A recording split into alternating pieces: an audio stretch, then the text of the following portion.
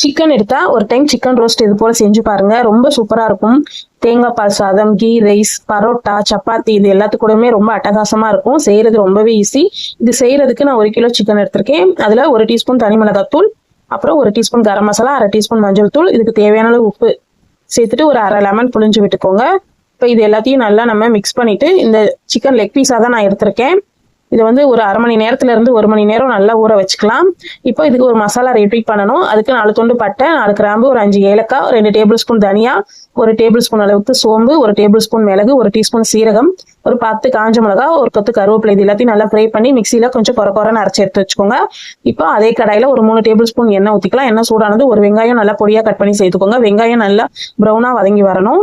இந்த டைம்ல இது வதங்கிட்டு இருக்கும் போதே 2 பச்சை மிளகா கட் பண்ணி சேர்த்துக்கோங்க. இப்போ நல்லா இந்த அளவுக்கு பொன்னேரமா வதங்கினதும் 1 டேபிள் ஸ்பூன் அளவுக்கு இஞ்சி பூண்டு பேஸ்ட் சேர்த்துட்டு பச்சை வாடை போகிற வரைக்கும் நல்லா வதக்கி விடுங்க.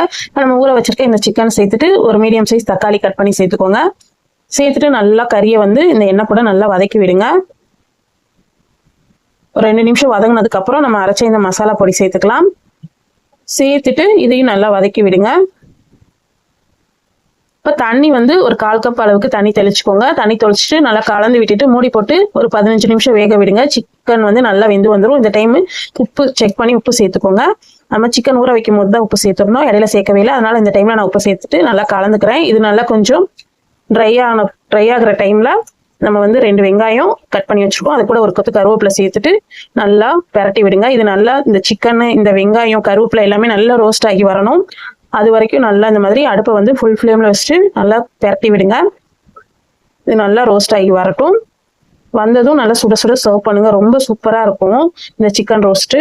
நீங்க வெறுமனே சாப்பிடக்கூட அவ்வளோ அட்டகாசமா இருக்கும்.